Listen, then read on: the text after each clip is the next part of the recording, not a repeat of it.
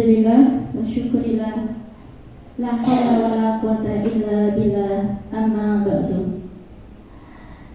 Yang terhormat Ibu Kepala Sekolah SD Negeri 03 Karangasem, yang kami hormati Bapak dan Ibu Guru SD Negeri 03 Karangasem, staf SD Negeri 03 Karangasem.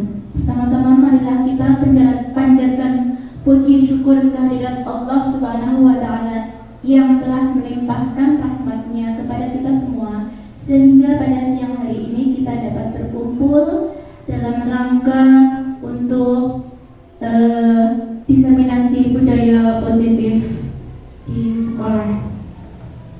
Selawat dan salam marilah kita panjatkan puji syukur kehadirat Nabi Agung Nabi Muhammad Sallallahu Alaihi Wasallam. Semoga kelak kita mendapatkan syafaatnya di yaumil qiyamah nanti. Amin amin ya rabbal alamin. Dalam rangka aksi nyata modul 1.4 diseminasi budaya positif ini, perkenalkan, meskipun sudah kenal semua ya, perkenalkan, saya Eni Sumarni, CGP Angkatan 11. Untuk mengadakan aksi nyata ini dalam rangka pemenuhan tugas modul 1.4 diseminasi budaya positif, menyebarkan pemahaman dan penerapan pengalaman budaya positif. Untuk kita mengawali kalimat budaya positif tentu tidak asing ya Bapak Ibu ya. Budaya positif niku apa ya Bapak Ibu? Budaya positif. Jadi poin pembaca. Kebiasaan baik, ya. Ada lagi, Pak Maci? Kebiasaan baik yang bisa diperhatikan mungkin di kelas-kelas atau di luar kelas. Contoh, ada sampah, anak-anak disuruh ambil, disarut di tempat sampah. Itu nanti pelajaran buat kedepannya kalau bisa kebersihannya terjaga di rumah, di lingkungan rumah, di sekolah. Oke, siap. Oke.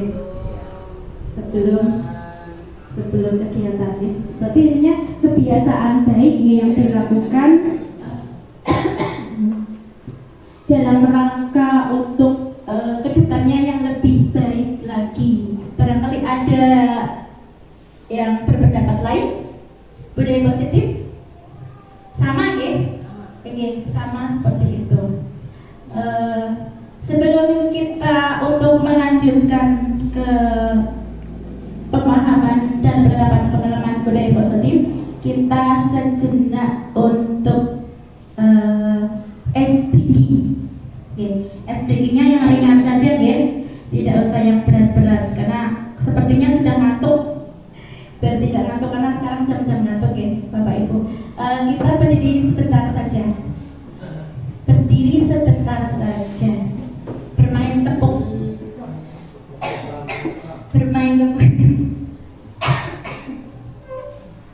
Kita ke tepuk ya. Tepuk 2 kali. Tepuk 2 kali. Kalau nanti saya mengucapkan CGP tepuk 2 kali, seandainya saya hanya bilang tepuk 2 kali, jenengan bagus sekali Pak Maji, tidak usah ya, karena jadi kuncinya adalah CGP. Siap. CGP tepuk 2 kali. Kurang semangat. CGP tepuk 2 kali. Tepuk 2 kali.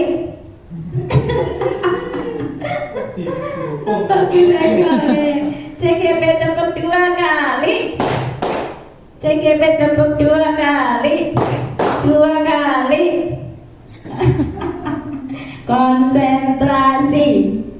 Konsentrasi dimulai. Nggih, matur nuwun, monggo saged pinara untuk hanya sedikit meringankan apa ini namanya otak kita yang sedikit beku karena ngantuk ya Pak Guru Maji. Ya, bisa juga. Jam-jam ngantuk. Oke, kita selanjutnya yang dalam budaya positif ini ada konsep inti. Oke. Konsep inti di sini ada perubahan paradigma belajar. Ada disiplin positif, kemudian ada nilai-nilai kebajikan, ada kebutuhan dasar manusia, motivasi perilaku manusia, ada posisi kontrol guru, dan yang terakhir ada segitiga restitusi. Nanti kita akan membahas dari ke konsep inti budaya positif di sini. Nanti satu persatu akan kita bahas bersama-sama, okay? Selanjutnya pembelajaran dengan paradigma baru. Pembelajaran paradigma baru ini adalah pembelajaran yang berpusat pada murid. Pernah mendengar ya?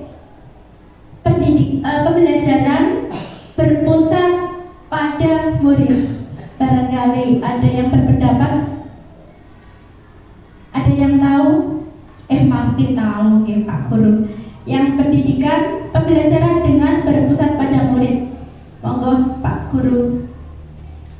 Pembelajaran yang seperti apa Pak Guru Eko?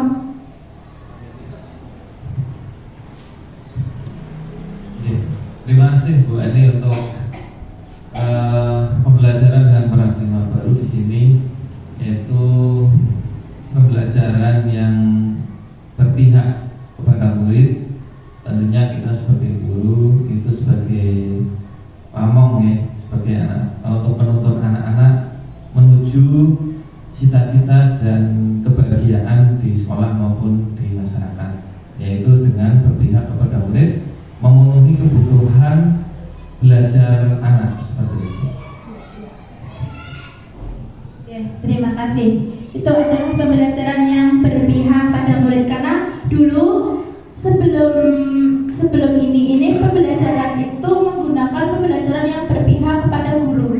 Jadi semuanya terserah guru mau memberikan pembelajaran yang seperti apa. Kalau sekarang yang cita-cita oleh beliau Bapak Pendidikan Nasional Bapak Ki Hajar Dewantara itu berkeinginan untuk pembelajaran itu dengan berpihak kepada murid. Okay. Di sini pembelajaran dengan paradigma baru merupakan pembelajaran yang dirancang berdasarkan prinsip pembelajaran berdiferensiasi, sehingga para peserta didik belajar sesuai kebutuhannya berdasarkan tahap perkembangan sesuai teori psikologi modern untuk mewujudkan profil pelajar Pancasila sesuai dengan cita-cita Bapak KHD Ki Hajar Dewantara ya, untuk ini mewujudkan profil pelajar Pancasila. Bapak dan Ibu sudah tahu semua,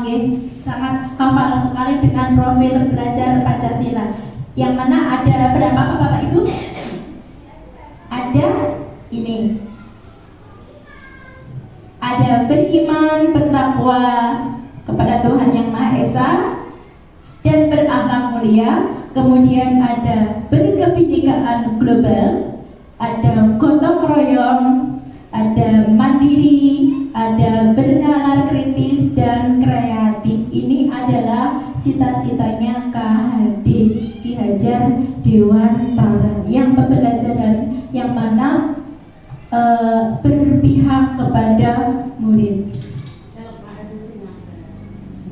Sekarang miskonsepsi tentang teori kontrol. Nah, di sini ada ilusi guru mengontrol murid. Ini ada apa ini ya namanya? Guru itu biasanya mengontrol murid. Minta apa? Kamu harus seperti ini. Kamu harus seperti itu. Itu biasanya guru seperti itu, mengontrol. Biasanya ini dari dulu pembelajarannya seperti itu. Namun, apakah dengan mengontrol itu nantinya siswa tersebut dapat berubah sesuai dengan sifatnya?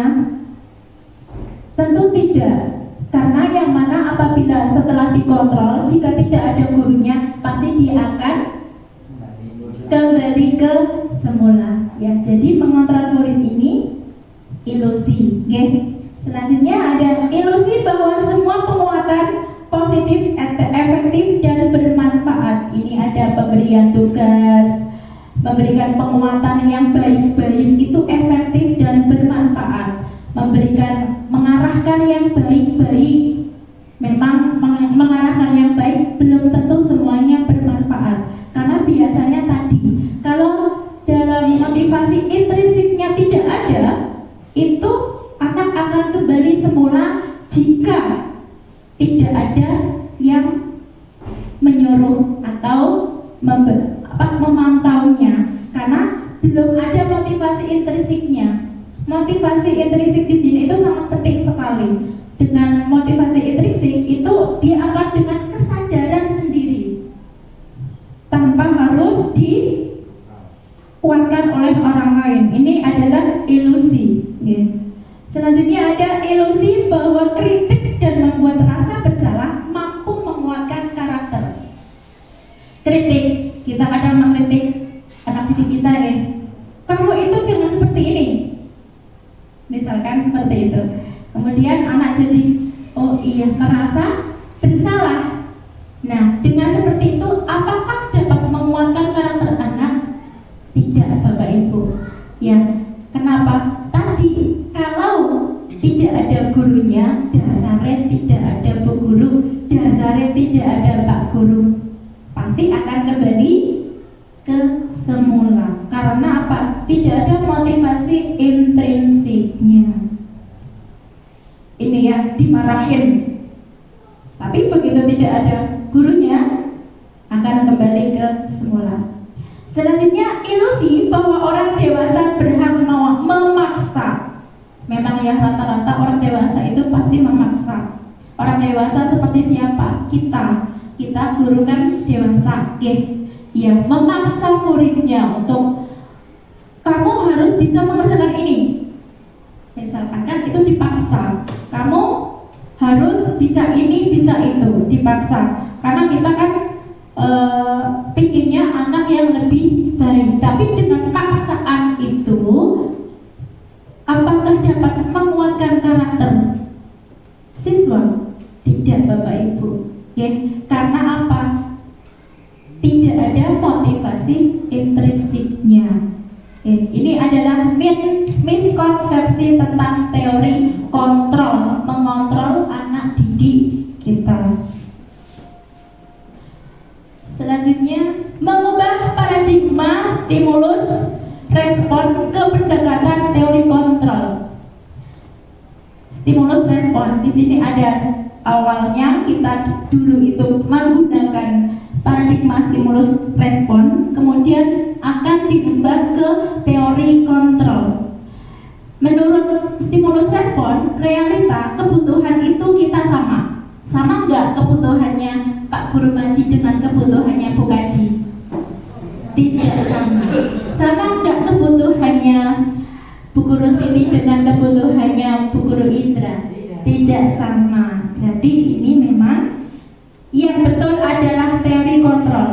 Kebutuhan kita berbeda. Kemudian menurut stimulus respon, semua orang melihat yang sama. Melihat yang sama.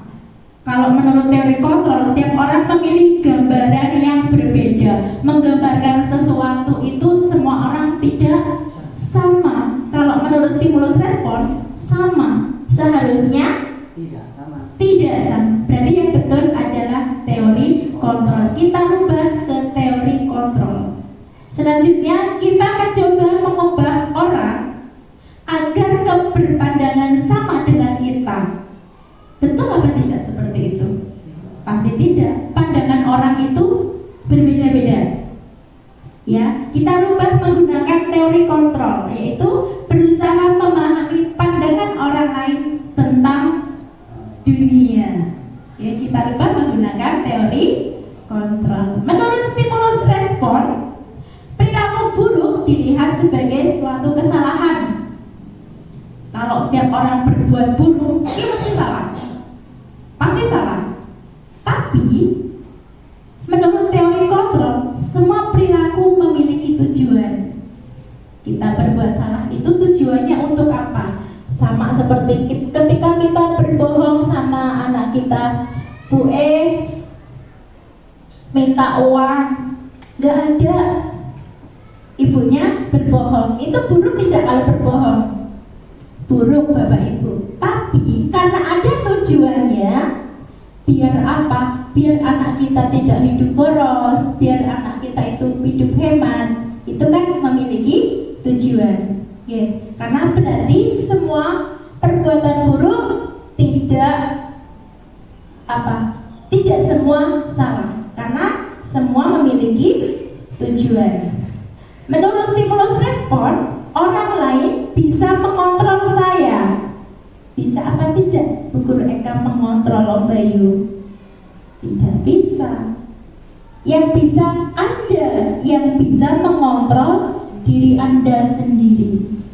Menurut teori kontrol, kita rubah menjadi teori kontrol. Selanjutnya, saya bisa mengontrol orang lain. Nggak bisa ya, nggak bisa saya mengontrol orang lain. Bisanya apa? Hanya Anda yang bisa mengontrol diri Anda sendiri. Anda tidak bisa mengontrol orang lain, hanya sendiri bisanya. Ini kita rubah ke teori kontrol. Pemaksaan ada pada saat bujukan gagal.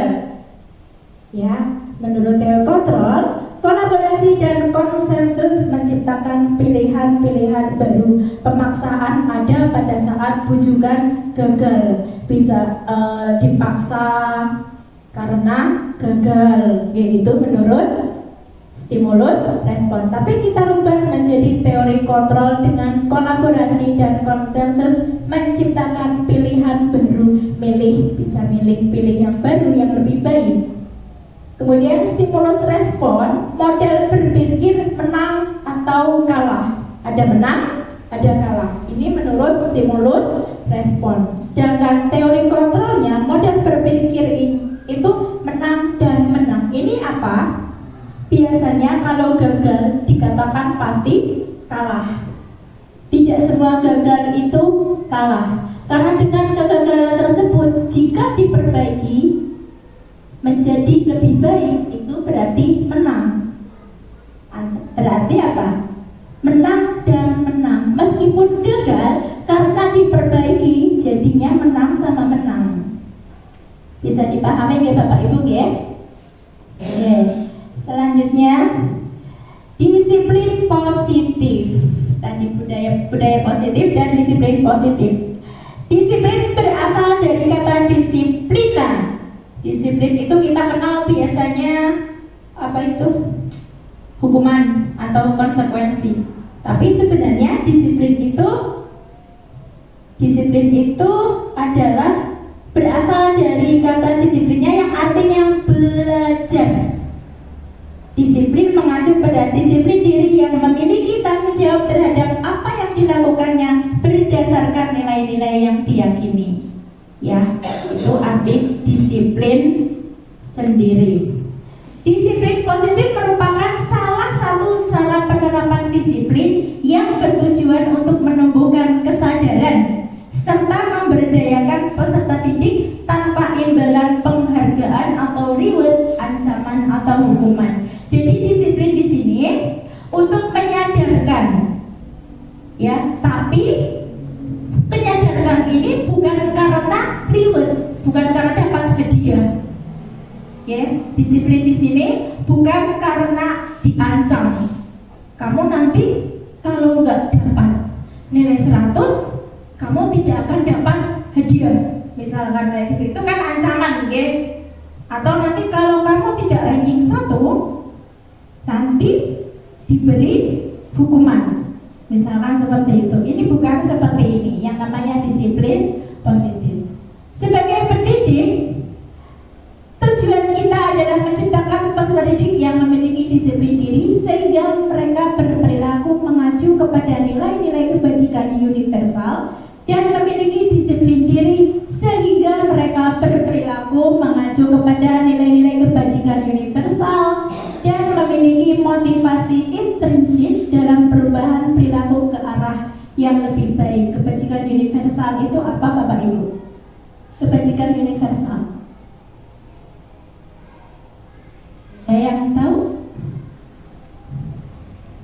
Di sini nilai-nilai kebajikan, ya, nilai-nilai yang disepakati bersama. Kalau disepakati bersama namanya nilai-nilai kebajikan. Lepas dari suku bangsa. Jadi yang disepakati itu khusus beragama Islam, khusus beragama Kristen, tidak ada seperti itu. Semuanya lepas dari ini, dari suku bangsa, dari agama, bahasa maupun latar belakangnya. Ini namanya nilai kebajikan, dipakai oleh semua orang yang disepakati. Itu namanya nilai kebajikan.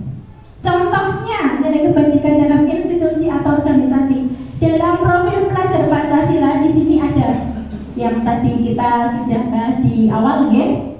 Ada beriman kepada Tuhan Yang Maha Esa, berakhlak mulia, dan lain sebagainya. Tadi di awal sudah kita bacakan. Kemudian organisasi ibu ini nilai kebajikannya dan toleransi, rasa hormat, integritas, mandiri, menghargai, dan lain sebagainya. Kemudian organisasi keterampilan hidup ada life skill. Ini nilai kebajikannya dapat dipercaya, lurus hatinya, pendengar yang aktif, dan lain sebagainya. Itu adalah contoh nilai kebajikan.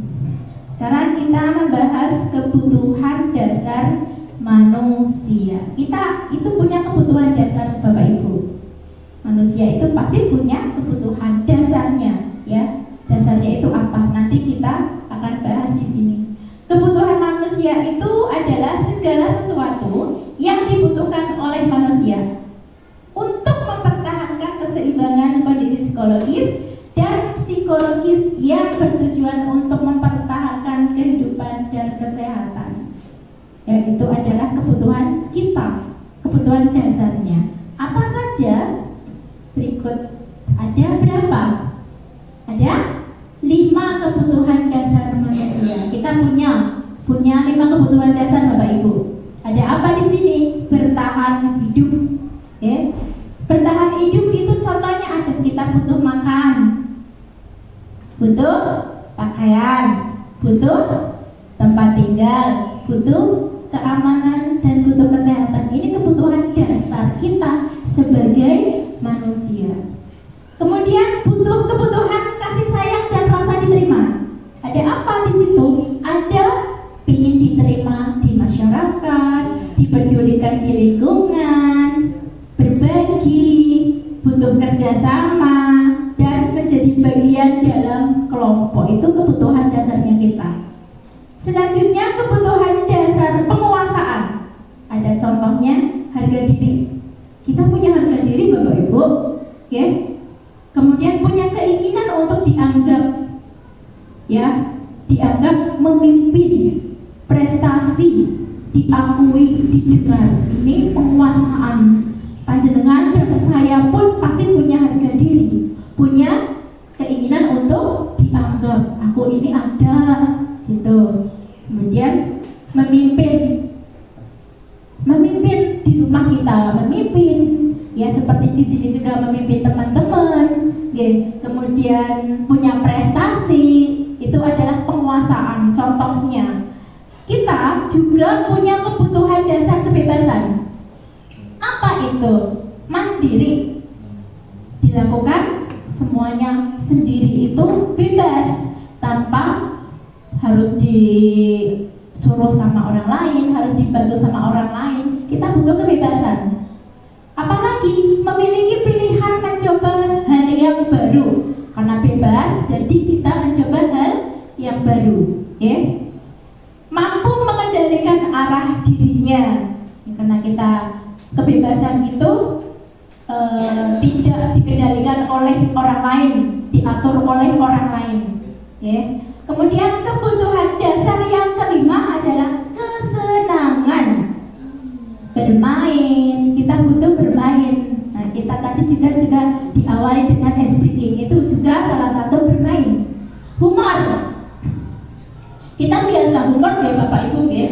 Ya, ini kebutuhan dasar kita dalam hal kesenangan, ya, antusias, melakukan sesuatu dengan sangat riang, gembira, itu antusias, kebutuhan dasarnya kita.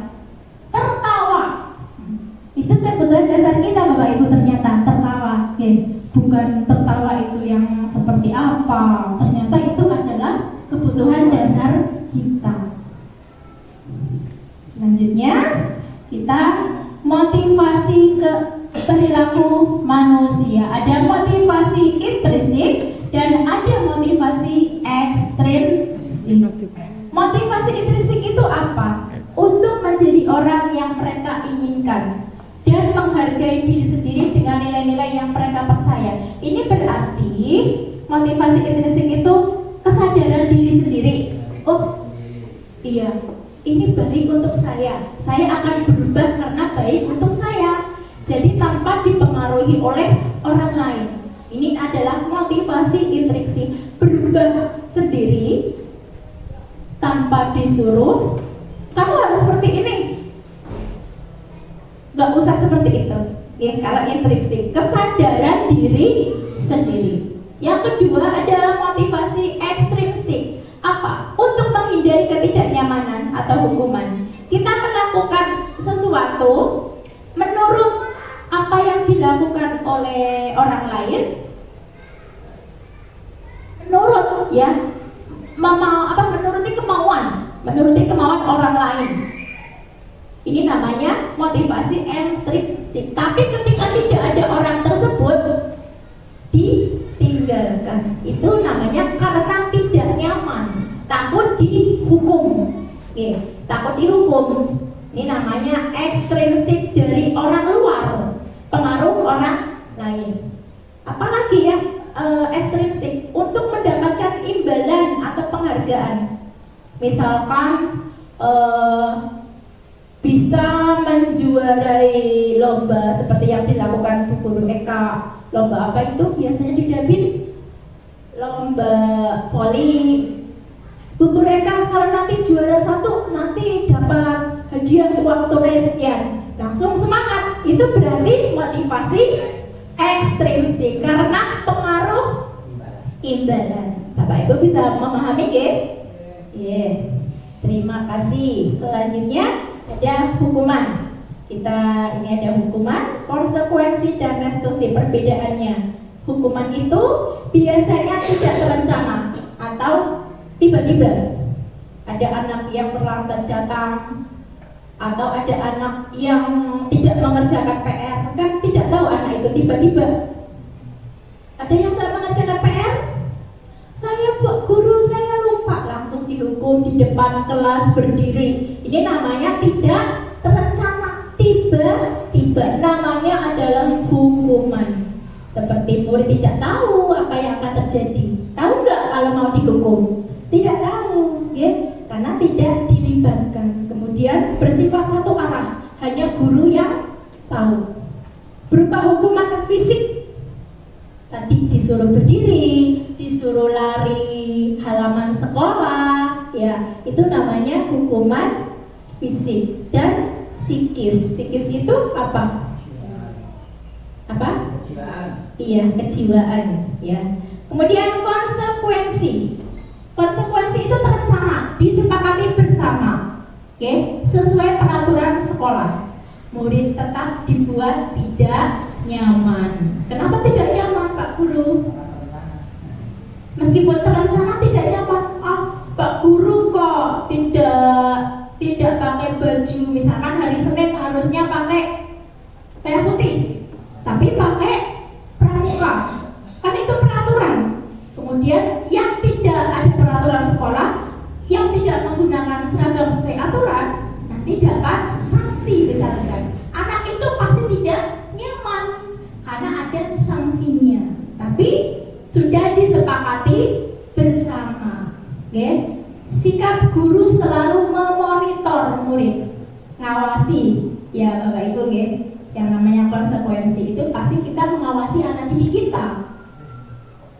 Ini restitusi. Restitusi itu apa? Proses menciptakan kondisi bagi murid untuk memperbaiki kesalahan yang salah. Ya, ini menciptakan kondisi murid untuk memperbaiki kesalahan, disuruh memperbaiki, namanya restitusi. Tapi dengan cara apa?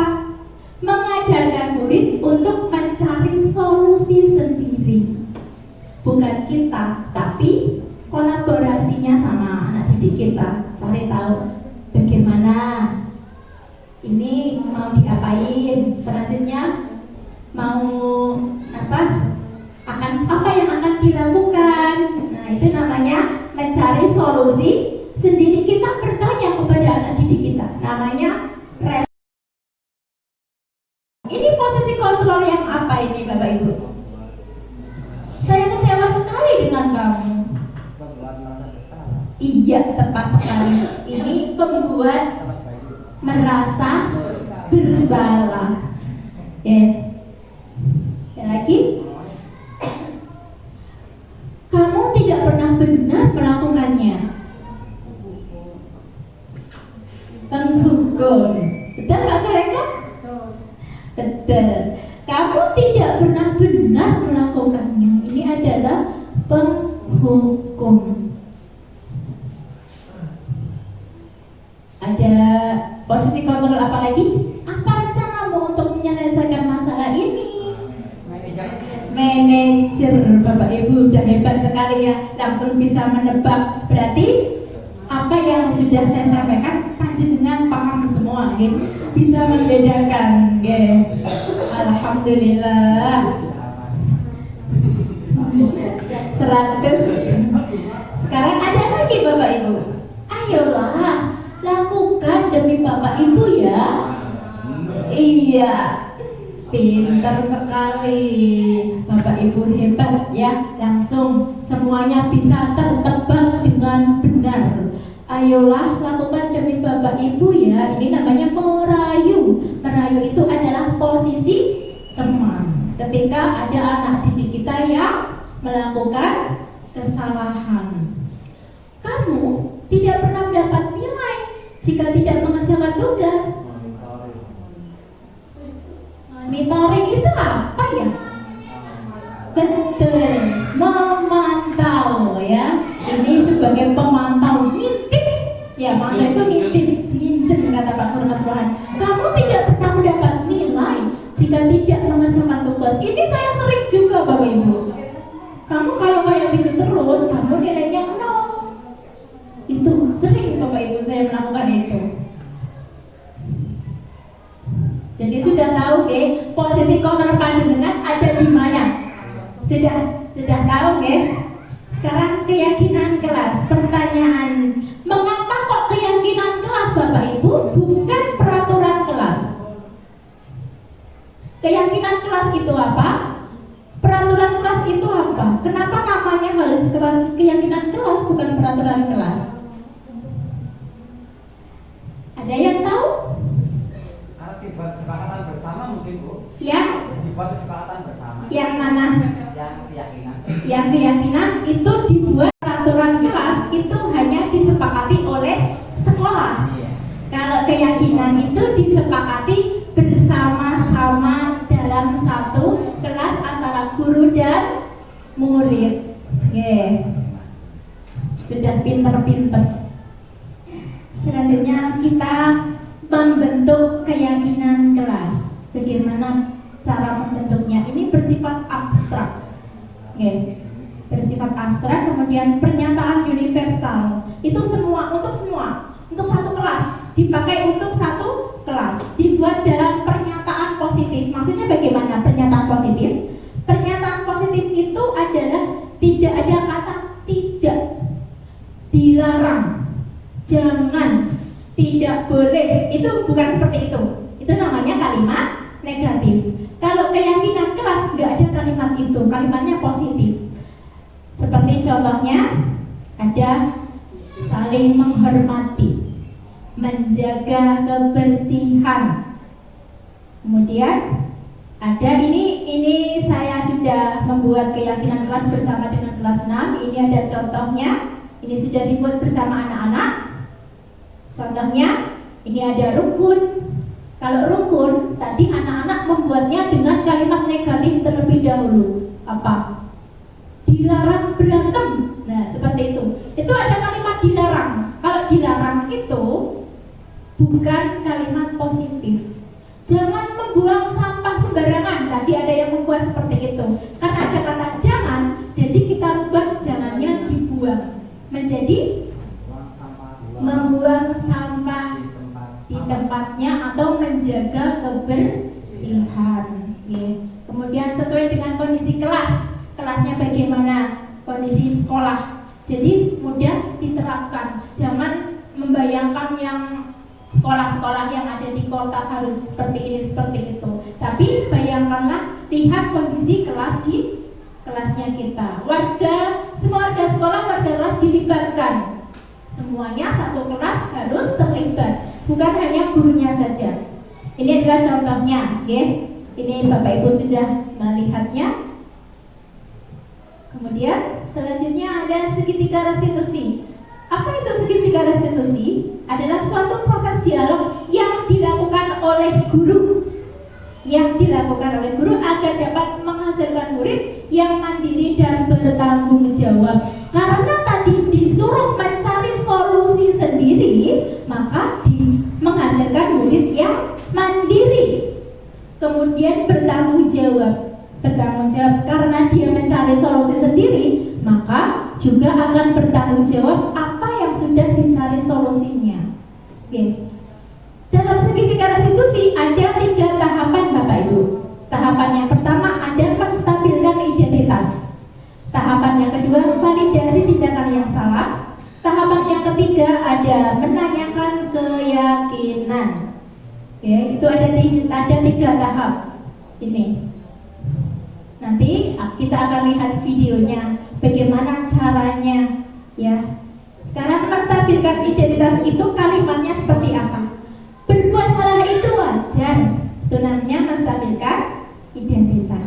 Ada kalimat ini Bapak Ibu. Ketika anak berbuat salah, atau kamu berhak merasakan itu kalau menstabilkan identitas. Ada yang selanjutnya validasi tindakan yang salah. Berdasarkan prinsip perilaku berupaya memenuhi suatu kebutuhan tertentu. Contohnya validasi tindakan yang salah, kalimat yang diucapkan adalah kamu pasti punya alasan melakukan hal itu. Validasi tindakan yang salah. Atau mengucapkan ini, padahal kamu bisa melakukan itu. Yang lebih buruk dari ini ya, misalkan ada yang berantem hanya pak kayak gitu aja, tapi ternyata dia gak apa-apa. Ada yang lebih dari itu, misalkan kalimat seperti itu. Kamu patut bangga karena telah melindungi sesuatu yang penting buat kamu. Bisa mengucapkan kalimat ini ketika ada anak didik kita yang salah. Kamu melakukannya karena mempertahankan sesuatu yang penting buat kamu. Jadi sedikit ada pembelaan. Betul apa tidak Bapak Ibu? Ya. Selanjutnya ada segitiga yang restitusi yang terakhir. Tahapan yang terakhir ada menanyakan keyakinan. Dibuat keyakinan kelas yang dibuat ditanyakan kembali. Ya. Berdasarkan prinsip teori kontrol bahwa pada dasarnya kita termotivasi secara intrinsik. Yang dibuat di kelas ini intrinsik itu kan tadi dari dalam diri sendiri, tidak ada pengaruh dari luar. Pertanyaan yang diajukan apa kepada anak didik kita? Apa keyakinan kelas kita? Seperti itu. Kemudian nilai-nilai apa yang sudah kita sepakati bersama? Nah, ditanyakan kembali keyakinan kelasnya.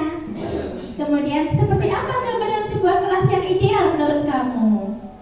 Tanya seperti itu. Kemudian kamu ingin menjadi orang seperti apa? Ini yang sering kita muncul ya Bapak Ibu ya. Kamu berantem itu mau jadi orang seperti apa? Ternyata kita juga sudah melakukan segitiga restitusi yang menanyakan keyakinan. Ya, di sini adalah salah satu contoh yang saya lakukan penerapan segitiga restitusi.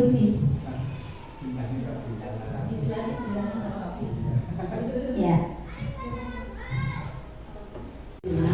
Punya kesalahan itu wajar ya. Kita wenyong ke Manusiawi. Semua manusia punya kesalahan. Manusia bilang, tapi dia juga punya kesalahan. Singkat ya. Ya, tadi menstabilkan identitas ketika ditanya tahu apa kesalahannya. Itu namanya menstabilkan identitas. Dia bisa menjawab dari pertanyaan itu. Kemudian ada validasi tindakan yang salah. Apa tadi kamu ngapain?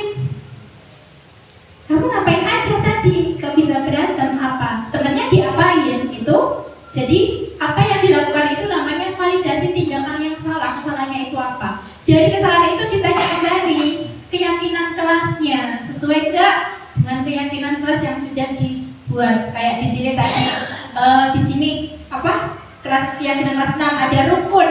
Kalau berantem berarti melanggar keyakinan kelas. Itu salah satu contohnya. Oke, nanti ini video tersebut disuruh mencari solusinya bagaimana kalau sudah berantem. Seperti itu. Dia mencari solusi sendiri bersama-sama dengan guru. Ini adalah contoh penerapan segitiga restitusi. Sini selesai Bapak Ibu. Selesai. Ini adalah penutup. Penutup. Dalam penerapan program disiplin positif, hendaknya guru memiliki standar kepribadian profesional dan sosial yang baik, di mana guru mampu merefleksi dirinya dalam posisi kontrol. Saat ini, bagaimana perjalanan dirinya sebagai among atau manajer yang menuntun murid-muridnya menjadi insan yang mandiri, merdeka, dan bertanggung jawab. Standar nasional pendidikan. Dengan demikian, selesai sudah apa yang kita lakukan hari ini dalam penerapan pemahaman budaya positif yang ada di sekolah. Oke, Bapak Ibu, semoga apa yang sudah saya sampaikan dapat diterapkan kita di sekolah. Di sekolah kita nantinya sekolah kita akan menjadi sekolah yang lebih baik dari sekarang, ya, lebih baik besok dan seterusnya untuk generasi yang akan datang. Terima kasih untuk waktunya Bapak Ibu. Mohon maaf atas segala kekurangan dan sedikit ada sedikit trouble-nya tadi di tengah-tengah kita untuk pemaparan. Mohon maaf yang sebesar-besarnya. Alhamdulillahirrahmanirrahim, kita syukur telah dilaksanakan sampai selesai lancar. Meskipun hambatan kita anggap lancar ya Bapak Ibu ya. Kita ucapkan bersama-sama dengan bacaan hamdalah. Alhamdulillahirrahmanirrahim. Untuk kata wassalamualaikum warahmatullahi wabarakatuh. Waalaikumsalam warahmatullahi wabarakatuh.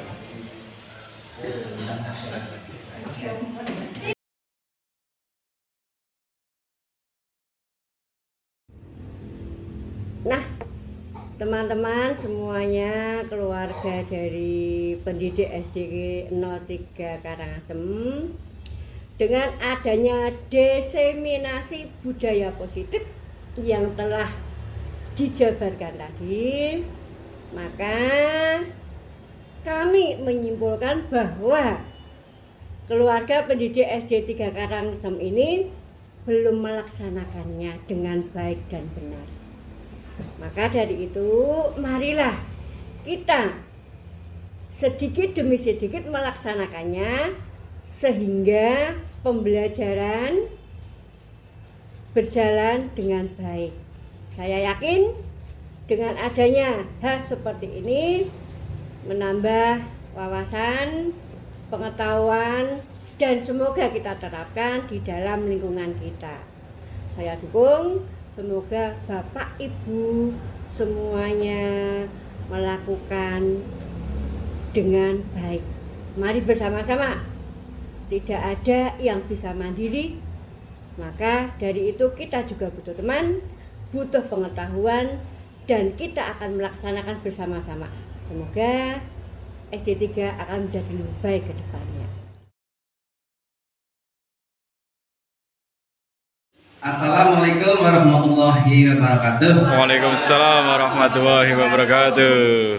Setelah mengikuti apa yang di actionkan oleh Mbak Eni, CGP Angkatan 11, aksi nyata modul 14 yang berbunyi diseminasi budaya positif, ternyata kami guru-guru yang tadinya belum tahu tentang apa itu, apa ini, setelah dijelaskan bla bla bla bla, banyak sekali kekeliruan atau kesalahan yang dilakukan oleh mungkin tidak hanya saya, semua guru-guru juga mengakui, oh ini salah, oh itu salah. Jadi dengan adanya diseminasi budaya positif ini, insya Allah nanti guru-guru khususnya di SD kelas 3 ingin untuk memperbaiki yang tadinya belum bisa, masih salah, insya Allah dengan diadakannya ini diseminasi budaya positif, guru-guru akan mencari bagaimana baiknya untuk menyelesaikan yang tadinya belum baik jadi baik. Kira-kira begitulah. Wassalamualaikum warahmatullahi wabarakatuh. Waalaikumsalam warahmatullahi.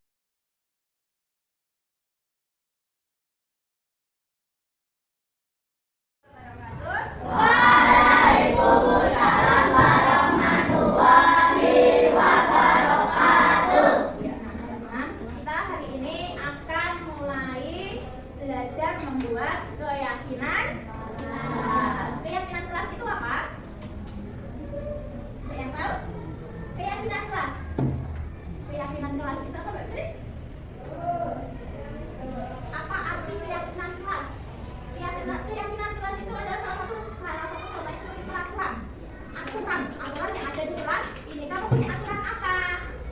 Paham nggak aturan? Paham ya? Aturan aku mau seperti ini, aturannya kelas 6 itu harus begini, harus begitu, kayak gitu ya. Nah nanti buat yang negatif dulu, nanti setelah buat yang negatif, kalimat negatif itu apa? Kalimat negatif itu adalah yang sudah tidak apa tadi kata Mbak Fitri, tidak apa.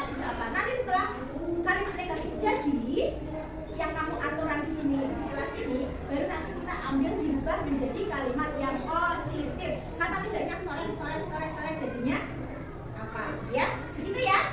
Bisa dipahami? Bisa. Di sini Bu Guru sudah membuat tempatnya keyakinan kelas 6. Nanti kita bagi kalian tulis keinginan kamu apa di sini, satu aja. Gak usah banyak-banyak. Satu anak. Nanti ditambah di sini ya. Ada lemnya.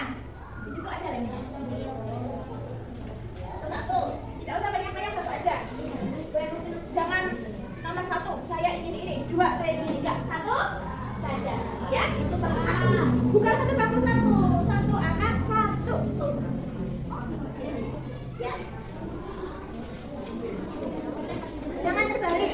Ya, diberi kata tidak. Jangan terbalik ya. Hah? Ya, diberi kata tidak. Kita buat negatif. Jangan terbalik ya. Ambil coretnya.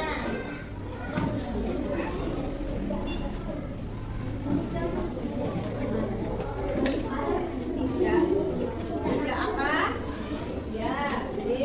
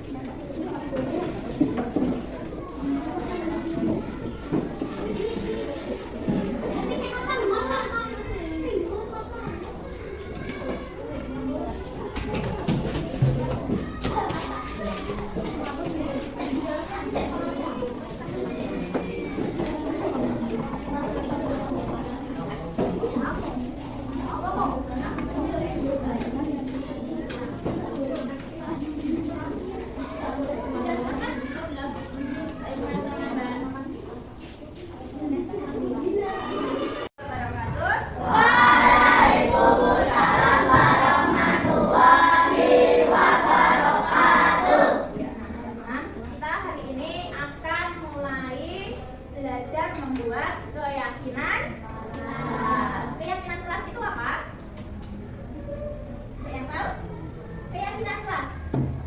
Keyakinan kelas itu apa Mbak Fitri? Apa arti keyakinan kelas? Keyakinan kelas itu adalah salah satu contoh seperti aturan yang ada di kelas. Ini kamu punya aturan apa? Paham nggak aturan? Paham ya? Aturan aku mau seperti ini, aturannya di kelas 6 itu harus begini, harus begitu, kayak gitu ya.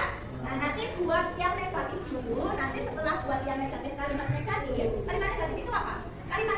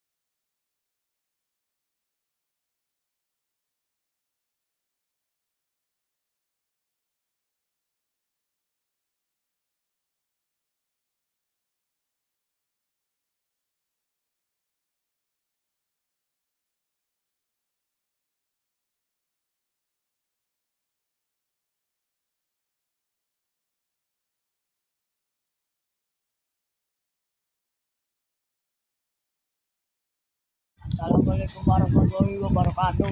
Perkenalkan, nama saya Jaya dari kelas 6. Bagaimana perasaan kamu saat membuat keyakinan kelas? Senang, Apa menurutmu pembuatan keyakinan kelas penting dilakukan? Menurutmu, mengapa pembuatan kelas penting dilakukan? agar kelas bisa disiplin. Assalamualaikum warahmatullahi wabarakatuh. Perkenalkan, nama saya Ananda Juliana Syafitri, saya dari kelas 6. Bagaimana perasaan kamu saat membuat keyakinan kelas? Senang Apakah menurutmu pembuatan keyakinan kelas penting dilakukan? dan sangat penting Menurut kamu, mengapa pembuatan kelas penting dilakukan? karena agar kelas lebih damai. Assalamualaikum warahmatullahi wabarakatuh. Perkenalkan, nama saya Rafa Aska Mardika dari kelas 6. Bagaimana perasaan kamu saat membuat keyakinan kelas? Senang, Apakah menurut kamu pembuatan keyakinan kelas penting dilakukan? sangat penting. Menurut kamu, mengapa pembuatan keyakinan kelas penting dilakukan?